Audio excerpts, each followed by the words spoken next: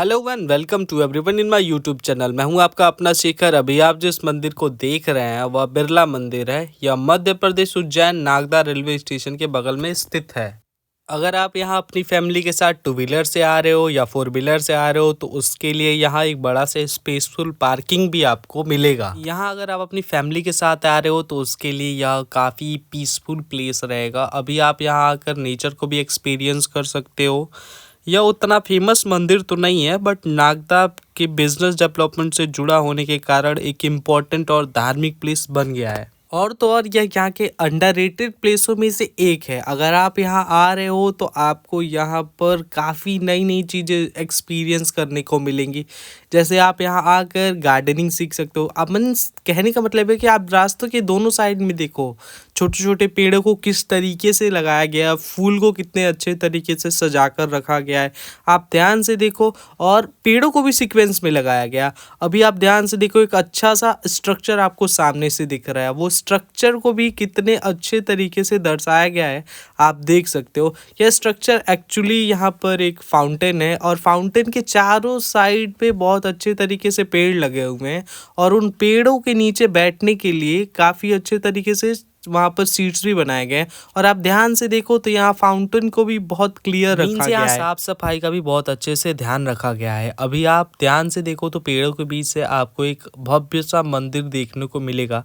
यह हमारे सनातन धर्म के अनुसार यह पंचायतन शैली में बना हुआ मंदिर है, अर्थात 5 मंदिर एक साथ बने हुए हैं। यह मंदिर मुख्य रूप से भगवान विष्णु अर्थात नारायण और धन की देवी लक्ष्मी को समर्पित है। और आप अगर ध्यान से देखो तो इसके नीचे भी बहुत बढ़िया तरीके से सारी चीज़ों को दर्शाया गया है। और अगर आप ध्यान से देखिए तो आपको इस मंदिर के नीचे एक चरण चिन्ह दिखाई देगा जो भगवान विष्णु का है, जिस पे शंख चक्र गदा भी अंकित किए गए हैं जो काफ़ी अच्छा लग रहा है। और अगर आपको धूप लग रहा है तो आप इसके नीचे आकर आराम कर सकते हैं। उस तरीके से इसको बनाया गया है। और अगर आप ध्यान से देखिए तो ये गार्डन है वहाँ का, जहाँ पर आप आराम से बैठ सकते हो। वो आने का रास्ता था और अभी आप ध्यान से देखिए तो ये रास्ता जो काफ़ी अच्छे तरीके से दिखाया गया है पेड़ों के बीच से। ये कहने का मतलब ये है कि यहाँ पर नेचर आपको बहुत अच्छे तरीके से देखने को मिलेगा। नेचर को किस तरीके से सजा कर रखा गया है या आप काफ़ी अच्छे वे में यहाँ देखोगे। अब ध्यान से देखो तो चारों तरफ पेड़ है, पेड़ को पानी भी चाहिए। पानी देने के लिए यहाँ पे सीवेज सिस्टम भी यहाँ का बहुत सही है।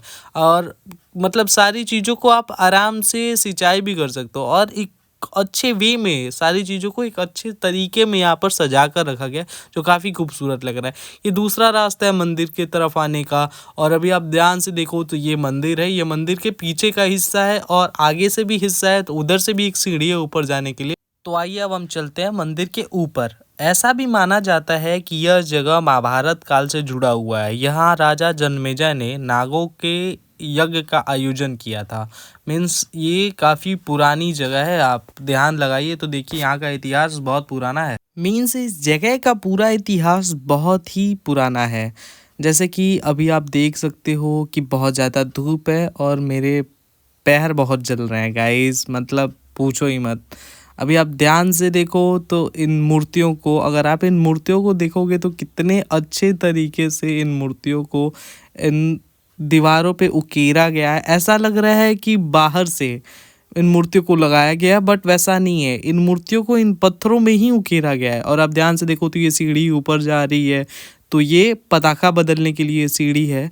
और अभी आप ध्यान से देखो एक एक मूर्ति को देखो कितने सही तरीके से इसको इस पे उकेरा गया है। मतलब ऐसा लग रहा है कि बाहर से इन मूर्तियों को उनमें रखा गया है। और अगर आप ध्यान से देखो तो इनके पिलर्स पे भी काफ़ी अच्छे तरीके से मूर्तियों को उकेरा गया है। आप ध्यान से देखिए तो पहली मूर्ति है भगवान विष्णु की, जिनके हाथों में शंख चक्र गदा भी है। और भी कई सारे देवताओं की मूर्ति लगी हुई है। और इस मंदिर के गेट को देखो जो पहले कितने सही तरीके से उसको मतलब खूबसूरती से सजाया गया है। आप वहाँ से इंटर कर रहे हो तो दाहिने साइड में ही आपको भगवान श्री गणेश की मूर्ति दिख जाएगी। दूसरे साइड पे भी एक देवता की मूर्ति लगी हुई है। और फिर बगल में यहाँ सामने आपने देखा वहाँ पे गरुड़ भगवान का पूरा स्टैचू बैठाएगा वो। अगर आप ध्यान से देखो तो यहाँ पर भगवान विष्णु और माता लक्ष्मी शेष शैया पर है, मीन्स भगवान विष्णु शेष शैया पर सोए हुए हैं। और मंदिर के अंदर आप ऊपर देखिए कितना सही तरीके से इसको उकेरा गया है, उसको निखारा गया है।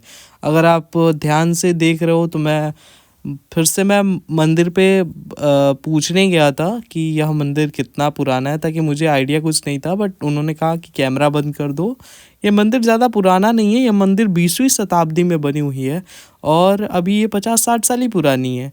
और आप ध्यान से देखो तो वहाँ ऊपर विष्णु भगवान की मूर्ति भी दिखेगी, यहाँ हमारे नवग्रह भी हैं, मीन्स जो हमारे नवग्रह को दिखाया गया है वो भी हैं, और भी कई सारी यहाँ अगल बगल में मंदिर बने हुए हैं और मैं उनके भी आपको दर्शन कराऊंगा, आप बने रहें। अभी आप ध्यान से देखो तो मेरे पीछे कितना भव्य मंदिर दिख रहा है, वो आपको देखने को मिलेगा पूरा अच्छे तरीके से। मैं एक बार और आपको दिखा रहा हूँ, काफ़ी अच्छे तरीके से और काफ़ी पुराना मंदिर है। ये लग नहीं रहा है कि कोई 20वीं शताब्दी का बना हुआ मंदिर है, अगर आप पहली बार देखोगे तो लगेगा कि ये काफ़ी पुरानी मंदिर है।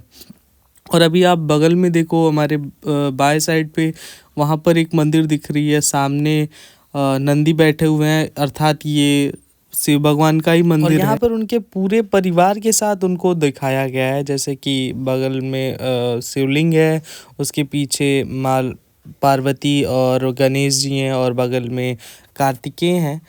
और यह मंदिर और ऐसे और भी कई सारे मंदिर हमारे अलग अलग देश के अलग अलग राज्यों में बनाई गई हैं। यह उद्योगपति बिरला परिवार द्वारा, जो बलदेव दास बिरला और उनके बेटे जुगल किशोर बिरला के संरक्षण में ही ऐसे मंदिरें बनाई गई हैं।